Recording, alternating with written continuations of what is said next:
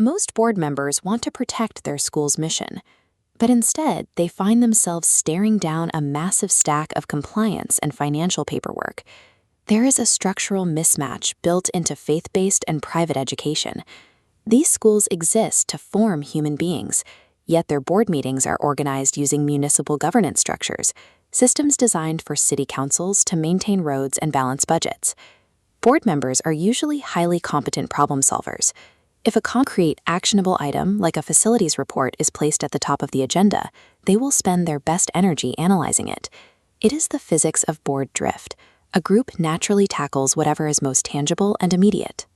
Governance researchers Richard Chait, William Ryan, and Barbara Taylor categorize board work into three modes: fiduciary, which covers legal and financial compliance; strategic, which is planning for the future; and generative, the work of reframing problems to focus on the organization's core purpose. This pie chart illustrates the default reality for most boards. Fiduciary compliance swallows the agenda, leaving generative and strategic work undone by default. Over time, this structural focus transforms active, mission-driven board members into passive ratifiers. They show up, listen to staff reports, and approve recommendations without engaging in any deep thinking about the institution's direction. When a school loses sight of its core mission, it is rarely because the board stopped caring. It is a symptom of a meeting structure that simply leaves the mission unguarded. To fix this, you must break the meeting's momentum. Someone has to stop the standard procedure before the first binder is even opened. The intervention is a 2-minute reset. Before any minutes are approved or reports read, the chair asks a single mission-focused question. One person speaks, the chair thanks them, and the meeting moves forward. This question must come from the board chair, not the head of school. If the administration leads the exercise, it reads like a staff update. When the chair asks it, it signals the board claims primary responsibility for student formation. The chair can choose from 3 specific tactical questions, depending on the board's context. Version A asks for a specific story about a student the school is reaching right now. This is effective for boards where members have direct visibility into daily campus life. Version B acts as a filter for operationally heavy agendas. The chair asks, what is the one student outcome that, if we leave tonight without protecting it, we will have failed our mission? Version C asks what the school does differently than any other institution in the community. This provides an entry point that trains boards to identify their specific distinctiveness.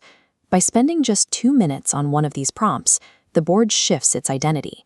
They enter the agenda as active agents, protecting the institution's foundational purpose, rather than an audience for paperwork.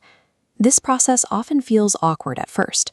A board member might hear the prompt and immediately pivot to an operational complaint, pointing out a leaky roof instead of answering the mission question. This is where the chair must use a redirect to prevent the room from spiraling into operational details before the meeting has even truly begun. The chair can say, "That is on our agenda later, thank you. For right now, I want to keep us in formation thinking mode." This acknowledges the concern while delaying it to its proper place.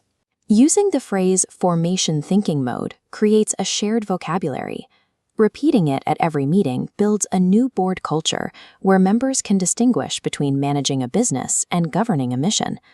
When the chair holds this boundary, student formation stops being a sentiment tacked onto the end of the night.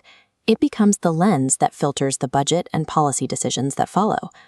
One opening question is a small habit, but practiced every meeting for 3 years, it alters the board's standard operating procedure. Data shows a steady shift in how boards spend time. Over 36 months, hours on fiduciary reports drop as strategic planning rises. With more time reserved, the board develops a clear framework. When facing ambiguous decisions, mission alignment dictates the choice, improving overall quality. This preparation becomes visible during a crisis.